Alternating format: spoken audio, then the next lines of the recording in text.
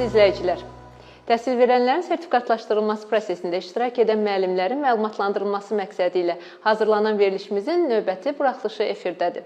Bizim bugünkü mövzumuz metodika və pedaqogikaya həsr olunmuşdur və biz bugün situasiya tipli tapşırıqların cavablandırılması ilə bağlı olan bəzi məsələlərə aydınlıq gətirəcəyik.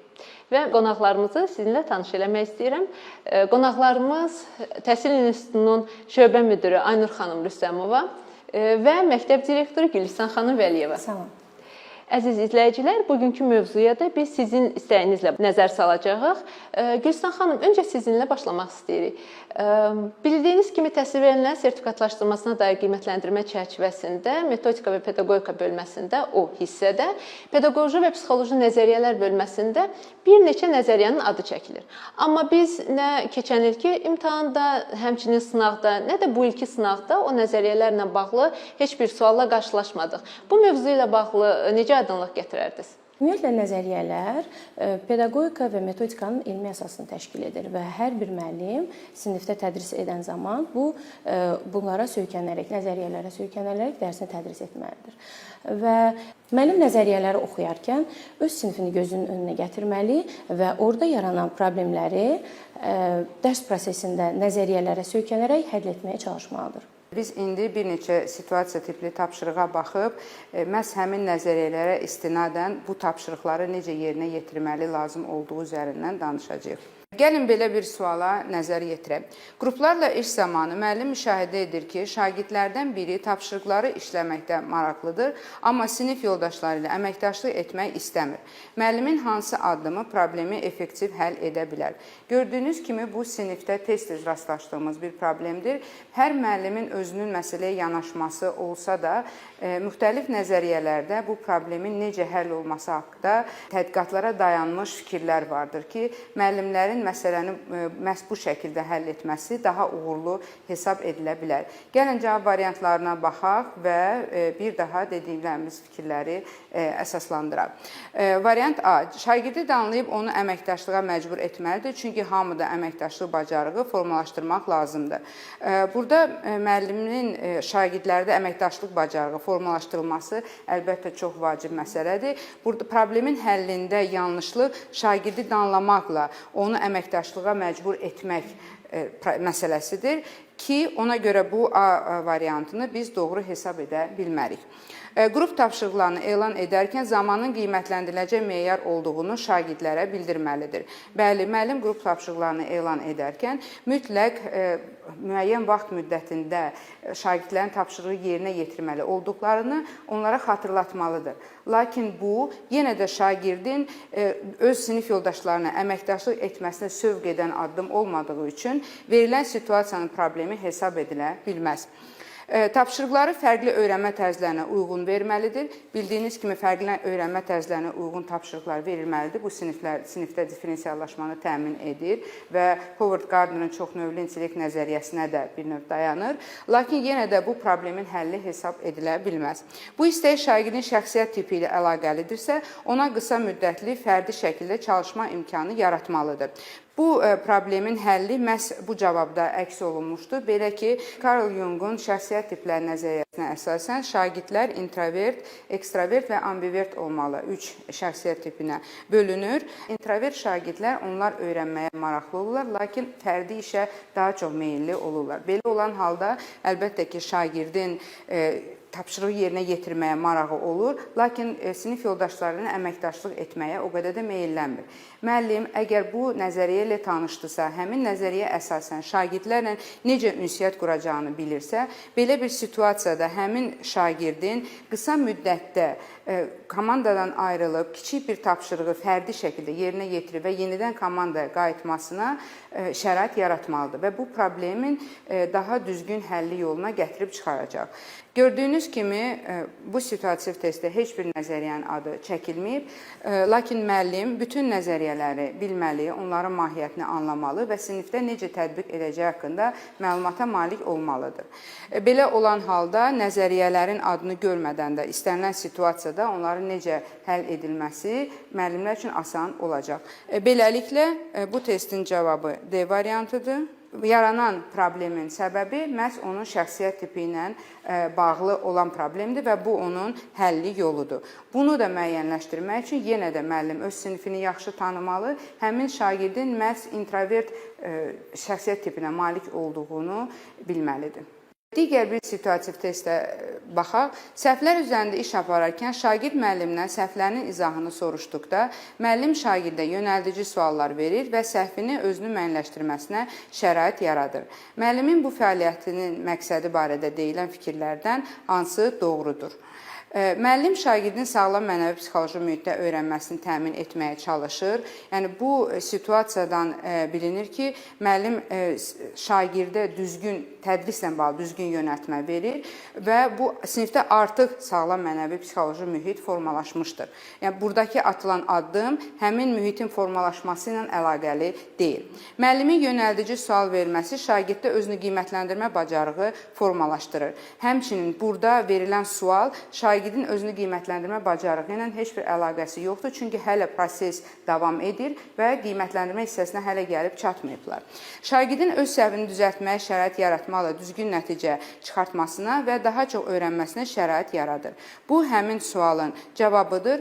Belə ki, müəllim əgər şagirdə öz səhvini düzəltmək üçün yönəldici sual verirsə, burada yaxın inkişaf zonasında öyrənmənin necə təmin edilməsi məsələsinə toxunulur. Eyni zamanda şagirdin özünün öyrənməyə meylini, marağını formalaşdırır, artırır ki, bu da Dweck'in inkişafa açıq düşüncə tərzi nəzəriyyəsinə əsaslanır. Gördüyünüz kimi, yenə də situasiyaların heç birində nəzəriyyələrin adı çəkilmir, amma cavabları düzgün müəyyənləşdirmək üçün nəzəriyyələrin yenə də mahiyyətini bilmək və onun tətbiqini haqqında məlumata malik olmaq lazımdır.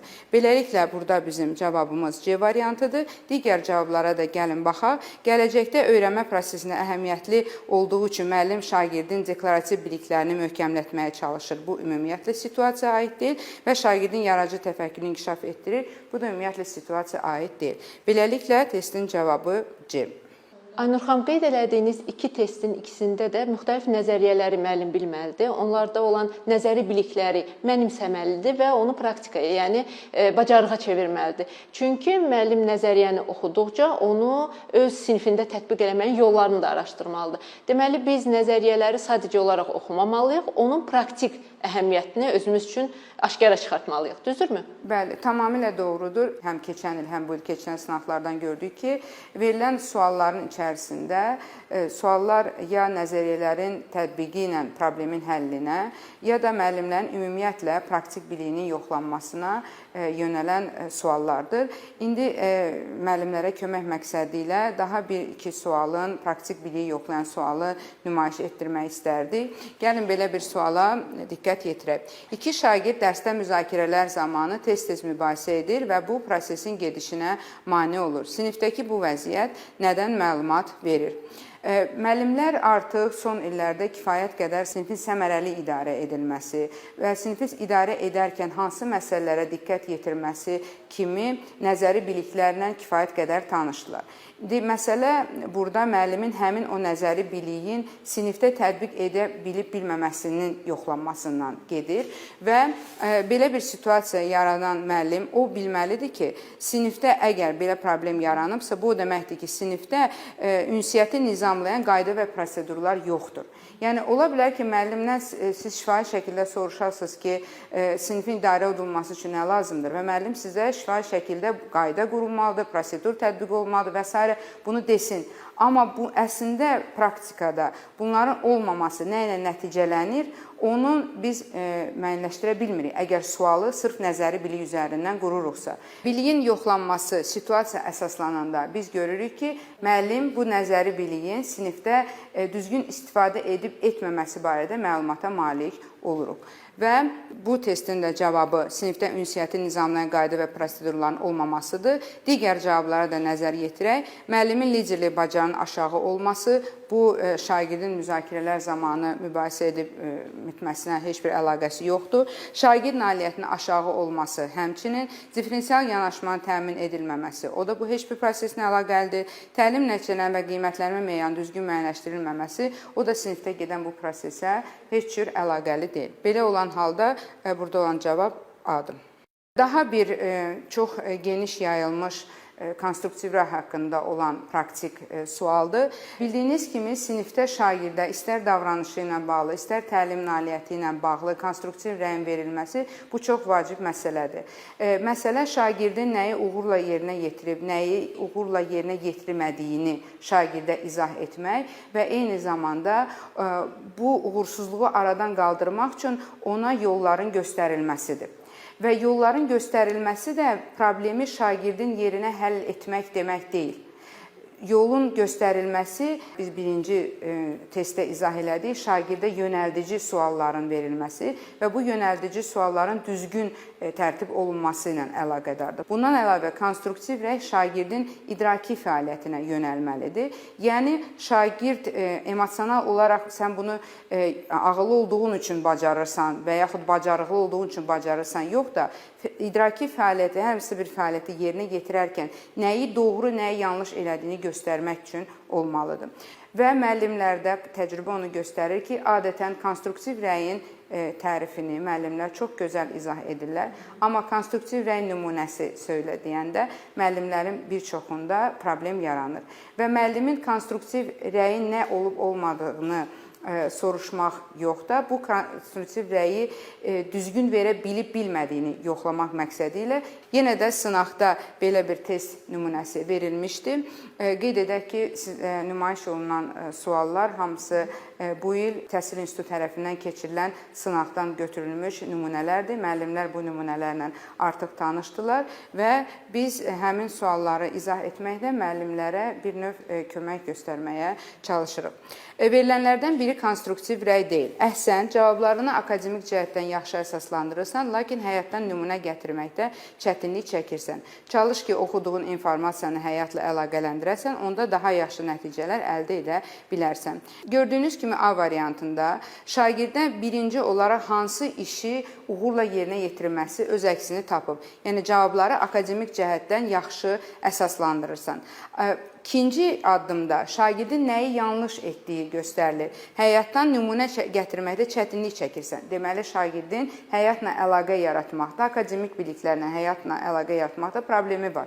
Və müəllim, çalış ki, oxuduğun informasiyanı həmişə həyatla əlaqələndirəsən. Kimi ona yol göstərir. Yəni, şagirdə göstərir ki, hər hansı bir informasiyanı oxuyursansa, onu həyatda görməyə çalış. Hər hansı bir situasiyada görməyə çalış. Bu, o deməkdir ki, verilən rəy konstruktivdir. Biz şagirdə problemin həlli yolunu da göstərdi. Afərin, suala ən doğru cavabı sən verdin. Verdiyin cavab ətraflı və anlaşıqlı idi. Sinif yoldaşların üçün də faydalı oldu. Gələcəkdə də bu məsələlərə bu şəkildə yanaş. Gördüyünüz kimi, verilən bu sualda şagirdin deməli, suala düzgün cavab verməsi öz əksini tapıb. Amma ətraflı və anlaşıqlı deyəndə nə nəzərdə tutulur, o öz əksini tapmayıb. Detallı mı cavab verib, səbəb nəticəni mi düzgün izah edib, xronoloji ardıcılığı mı düzgün verib, bu barədə heç bir məlumat yoxdur. Yəni, konkret nəyə doğru elədiyi bilinmir. Bilinmir, bəli. Və sinif yoldaşlarının üçün də faydalı oldu. Yenə də burada şagirdin hansı addımı düzəltməlidir, şagird üçün, sinif yoldaşları üçün faydalı olduğu nədir, bu barədə də heç bir məlumat yoxdur. Belə rəy emosional rəy hesab olduğundan bu konstruktiv rəy hesab edilə bilməz. Komanda işində əməkdaşlığın yaxşıdır, yoldaşlarını sona qədər dinləyirsən, lazım gəndə kömək edirsən, biraz səs tonunu idarə etməyə, öyrənməyə ehtiyac var. Bəzən çox ucadan danışırsan, buna diqqət elə. Burada da gördüyünüz kimi şagirdin komanda işində əməkdaşlığı yaxşı qurması, yoldaşlarını sona qədər dinləməsi, ona köməklik etməsi, lakin səs tonunu idarə etməkdə çətinlik çəkməsi göstərilir və səs tonunu necə düzəltmək lazımdır? Yəni, şagirdə yol göstərir ki, özünü dinlə, ucadan danışma. Səfəvilər dövləti haqqında ətraflı məlumat verdin, lakin hadisələrin ardıcılığını bəzən pozurdu. Nitqini təşkil edərkən xronologiya və səbəb-nəticə əlaqələrinə diqqət yetir. Burada da gördüyünüz kimi səfəvlər dövləti haqqında məlumatın verilməsi, lakin hadisələrin ardıcılığının bəzən pozulması. Dəqiqlik var burada. Dəqiqlik var, idraki fəaliyyətində dəqiqlik var və nitqi təşkil edərkən nə etməlidir ki, hadisələr ardıcılığı pozulmasın? Burada xronologiya baxmalıdır və səbəb-nəticə əlaqələrinə baxmalıdır. Afərin, hərfləri düzgün yazırsan, biraz maili xətləri çəkməkdə çətinlik çəkirsən, bunun üzərində işlə və çoxlu məşq elə. Burada da hərfi düzgün yazması, lakin şagirdin problemi maili xətlərdə çəkməkdə olması öz əksini tapır və yenə də yol göstərir ki, bunun üçün də yalnız şagirdin psixomotor fəaliyyətini bilirsiniz ki, inkişaf etdirmək çox vacibdir. Belə olan halda bu rəyimiz də konstruktiv rəy hesab edilir. Beləliklə bu testin cavabı B variantıdır. Aynur xanım, müəllimlər tərəfindən bizə bəzi suallar yönləndirilmişdi ki, hansı ki, həmin suallar sınaq qiymətləndirmədə istifadə olunub və həmin o suallar müəllimlər üçün müəyyən məqamlarda çətinlik yaradıb. Sizdən xahiş edəcəyik ki, artıq biz sualları ayırmışıq, həmin sualları bizim üçün bir daha izah eləyəsiniz, həm də müəllimlər üçün aydınlaşdırasınız. Müəllim həyatla bağlı problem situasiya qoyur və onun həllini şagirdə tapşırır. Sinifdə hansı inteqrasiya reallaşır?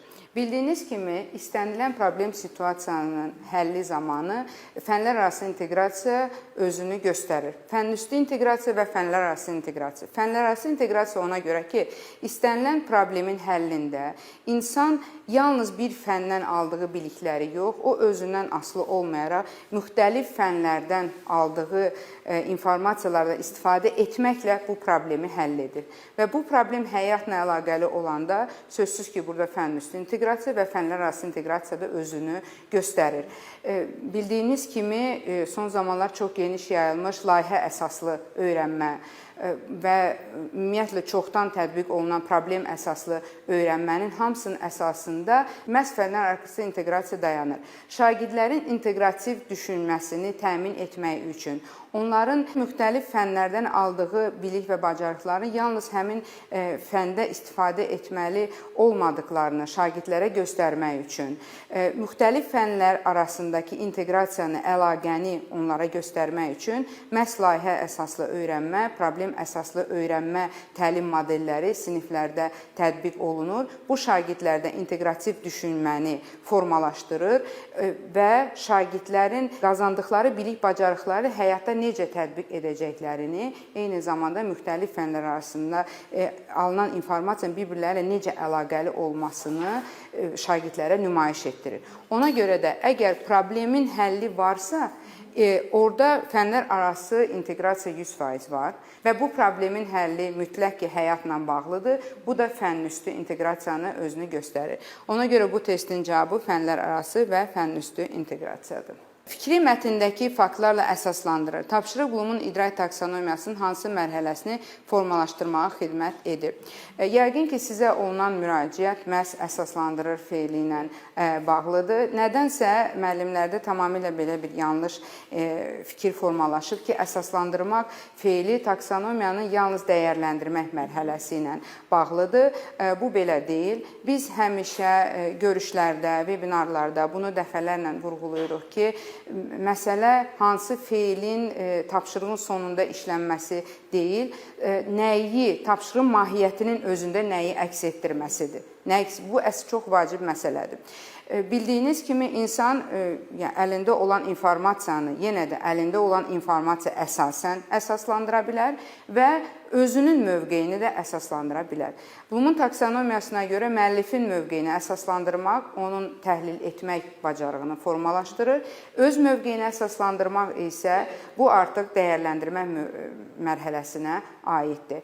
Burada tapşırığa fikir versəz əgər, fikri mətndəki faktlarla əsaslandırır. Bu deməkdir ki, öz fikrini yox, fikri.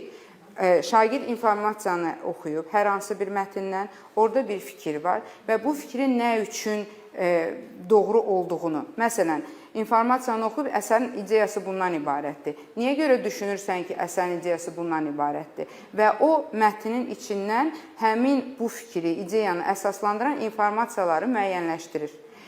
Bu müəllifin mövqeyidir və yenə də əsaslandırma var burada. Belə olan halda buradakı əsaslandırma dəyərləndirmə mərhələsinin əsaslandırması deyil, çünki müəllifin mövqeyinə yönəlmişdir və fikri mətndəki faktlarla əsaslandırma bunun idrak taksonomiyasının təhlil etmə mərhələsi ilə bağlıdır. Deməli, burada sırf mətndə olan hər hansı bir fikri izah elədiyinə görə, əsaslandırdığına görə təhlil etmə mərhələsinə aid edirik. Əgər öz mövqeyindən çıxış edərdisə, əsaslandırma aparardısa, o zaman biz onu dəyərləndirmə mərhələsinə aid edəcəkdik. Bəli. Məsələn, istənilən, belə deyək, əsəri oxuyanda, istənilən informasiyanı, bu vacib deyil ki, mütləq bədii əsər olsun, informasiyanı oxuyanda bizim gəldiyimiz müəyyən bir qənaət olur. Bu qənaət müəllifin bizə çatdırmaq istədiyi fikirdir və müəllif bu fikri bizə çatdırmaq üçün müxtəlif priyomlardan istifadə edir, müxtəlif situasiyalardan istifadə edir. Lakin bu o demək deyil ki, sizin mövqeyiniz müəllifin mövqeyi ilə üst-üstə düşür. Siz müəllifin mövqeyini müəyyənləşdirəndə əsəri və yaxud oxuduğunuz informasiyanı təhlil etmiş olursunuz, amma həmin oradan aldığınız informasiya öz mövqeyinizi bildirəndə və öz mövqeyinizi əsaslandıranda, burada artıq siz situasiyanı dəyərləndirmiş olursunuz. Bu məsələlərə diqqət yetirmək lazımdır. Aynur xanım, çox təşəkkür edirik. Mövzu ilə əlaqəli müxtəlif testləri izah elədiyinizə görə, həmçinin Gülşən xanım, sizə də təşəkkürümüzü bildiririk ki, mövzu ilə bağlı müəyyən açıqlama verdiniz və aydınlaşdırdınız bizim üçün. Əziz izləyicilər, bugünlük verilişimiz sona çatır. Qeyd eləmək istəyirəm ki, bugünkü verilişimizin mövzusu situasiya tipli tapşırıqların cavablandırılması idi. Növbəti verilişlərdə görüşənə qədər. Sağ olun.